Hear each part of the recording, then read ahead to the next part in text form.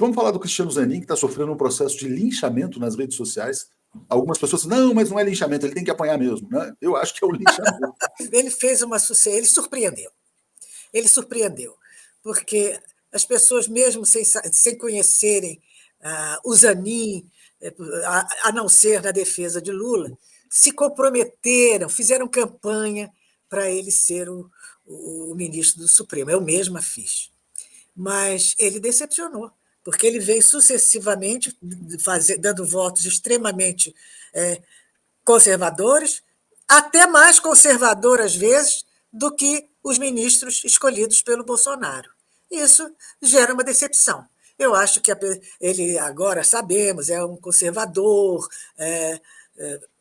que é bem cônscio das suas escolhas, mas ele tem que se atualizar mais sobre vários assuntos, como, por exemplo, o ataque, o massacre dos negros no Brasil, a questão presidiária, os nossos presídios superlotados, estamos chegando a 900 mil presos, na grande maioria negros e pobres, na grande maioria por pequenos furtos, na grande maioria por terem sido flagrados fumando uma maconha, puxando uma maconha, na grande maioria. Então, por que o Zanin é desinformado sobre isso? Isso é uma decepção. A pessoa tem que estar informada sobre a realidade do Brasil e não refletir apenas o pensamento de uma pequena classe social branca conservadora. É o que é o Zanin nesse momento, é o que ele está demonstrando ser, e ele não tem esse direito. Não tem esse direito. Ele não foi colocado lá apenas pelo Lula. Se houvesse uma unanimidade de oposição contra ele, o Lula refletiria. Ele foi colocado também pelos que abertamente lutaram para que ele fosse conduzido por aquele cargo, porque a gente acredita na sua competência e acredita que ele tem noção de causas, de questões de justiça social, das questões raciais, das questões LGBTQI+, e, ao que parece, ele não está bem enfronhado nesses assuntos. O Lula está sofrendo, de fato, pressões para indicar uma pessoa para a segunda vaga, na vaga que vai ser aberta pela aposentadoria da Rosa Weber, uma pessoa, assim, a mulher negra, aquela coisa toda que muitos defendem, ou alguém que tenha posições mais alinhadas ali com a esquerda supostamente identitária. Né? Não estou aqui fazendo nenhuma crítica, só a constatação. Mas a informação é essa, o linchamento do Zanin não deve influenciar a decisão do Lula, e tem 3 nomes que são os favoritos. Bruno Dantas, ministro do Tribunal de Contas da União, Jorge Messias, ministro da AGU, e o jurista Luiz Felipe Salomão, do STJ. Aliás, os 3 estavam no Guarujá, num fórum promovido pelo Grupo Esfera, eu estava lá também. Falei com os 3 são extremamente preparados, são muito qualificados para essa segunda vaga também. E tudo indica que o Lula não vai ceder essa gritaria de redes sociais. Isso foi escrito, inclusive, pela própria Malu Gaspar, no jornal o Globo, dizendo: olha, apesar da revolta contra o Zanin, o Lula não vai mudar e não vai indicar uma mulher. Eu acho até que, se é pelo saber, deveria ser pessoas mais velhas, mais experientes, com mais de 60 anos. Né? Eu acho que talvez fosse o caso de ser um critério que indique pessoas com uma maior experiência de vida na justiça e que tenha uma capacidade, uma visão melhor do que é importante para a nação. Dito isso, eu acho que o presidente Lula e a presidente Dilma sempre ouviram juristas, advogados, na escolha dos nomes para o Supremo. E, para falar a verdade, nem todos que foram indicados corresponderam à expectativa que foi criada. Muitos, inclusive, mostraram que foram oportunistas. E eu não vou citar nomes aqui, mas a gente sabe quem são essas pessoas.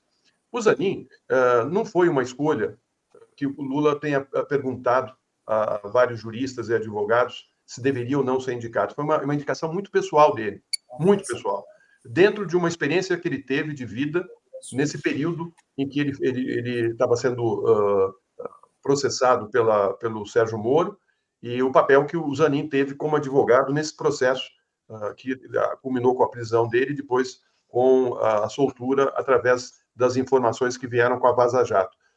O Zanin era a resposta do Lula a tudo o que foi feito contra a justiça do país, porque ele simbolizou o advogado que se manteve firme do começo ao fim desse processo. Ele tem, sim, conhecimento jurídico, né? E certamente essa foi uma resposta que o Lula deu a todos aqueles que se movimentaram e inflaram a Lava Jato. Está aí a resposta, foi o Zanin. O Zanin era um advogado garantista, né? E como ministro, certamente isso vai pesar, porque ele vai no ponto da lei. E eu acho que ele vai ter que refletir sobre isso, porque a lei ela tem que ser refletida. Você não pode ir ao pé da letra, você tem que imaginar e tem que refletir o papel que essa lei vai ter para a maioria da população. E eu acho que os primeiros votos do Zanin não foram votos que os progressistas gostaram. Eu mesmo não gostei dos votos que ele deu, achei votos que não condiz com o que você deve fazer na interpretação da lei. Por exemplo, ele votou contra o reconhecimento de violência policial contra os povos Guarani e Kaiowá, seguindo Nunes Marques e André Mendonça. O voto mais delicado foi o de atribuir poderes de polícia à Guarda Municipal. Por quê? Porque, na realidade, você entregar para a Guarda Municipal a condição de se colocar como polícia, né, no caso, uma ação de polícia militar, é muito complicado, né? A gente vai ter guardas municipais com um verdadeiro poder de polícia na área de segurança pública, sob a autoridade direta do prefeito. Muitas vezes as pessoas entram numa onda de linchamento sem saber exatamente o que foi o voto dele. Então, por exemplo, tem um que foi muito criticado, que foi o caso da transfobia, né? Que era equiparar a transfobia à injúria racial. A questão não era o Zanin ser contra ou a favor da transfobia, disso. Obviamente que ele não é a favor da transfobia, mas dessa não equiparação à questão de injúria racial. Ele estava dizendo o seguinte, quer dizer, aquela discussão não cabia naquele tipo de recurso, ou seja, o voto dele foi técnico em relação ao recurso apresentado. E aí as pessoas entram no linchamento. Existe um linchamento organizado, obviamente. Existem setores das classes dominantes que querem um tipo de ministro do Supremo. O mais progressista dos ministros do Supremo Tribunal Federal é o próximo presidente, que é o Luiz Roberto Barroso, que foi indicado pela Globo, né? Então, o Barroso foi determinante no apoio à Lava Jato, na prisão do presidente Lula. Então, o que é progressismo? Progressismo é apoiar os maiores retrocessos sociais da história do país. Tem que também ter uma visão crítica em relação a isso. Eu não conheço o Barroso, né? E eu nunca entendi por que o Barroso, por exemplo, fez aquele voto que tirou o Lula da eleição presidencial de 2018, quando estava é o suprassumo do progressismo. A outra questão que o Zanin também coloca é o seguinte, quer dizer, que não cabe ao o Supremo Tribunal Federal, ele não legisla, ele deve aplicar a lei. Se a lei é reacionária, vamos colocar assim, quer dizer, ela tem que ser mudada no Congresso, né? Então, é uma questão que merece reflexão, né? Quem deve fazer as leis? É o Congresso. O Zanin está sendo linchado. Eu sou a favor da legalização da maconha, já falei isso 500 mil vezes. Ontem tinha um artigo do Rodrigo Pacheco, presidente do Congresso, na Folha de São Paulo, protestando contra essa decisão do Supremo, que, aliás, passou sem o voto do Zanin, porque ele foi derrotado no julgamento, e o argumento do Rodrigo Pacheco, inclusive, era mais ou menos parecido, né? Mas ninguém está linchando o Rodrigo Pacheco. O linchamento é o Zanin. Por que o Zanin está sendo linchado? O Zanin está sendo linchado porque querem um ministro do Supremo Tribunal Federal deles. Aí algumas pessoas dizem, não, mas nós queremos o nosso, o progressista. Tudo bem. Agora tem que perguntar o seguinte, o Lula está insatisfeito com o Zanin? Eu acho que não. E eu acho que, só repetindo aquele ponto, acho que o Lula não vai se desviar da intenção de indicar alguém para o Supremo Tribunal Federal comprometido com a sua visão de Estado.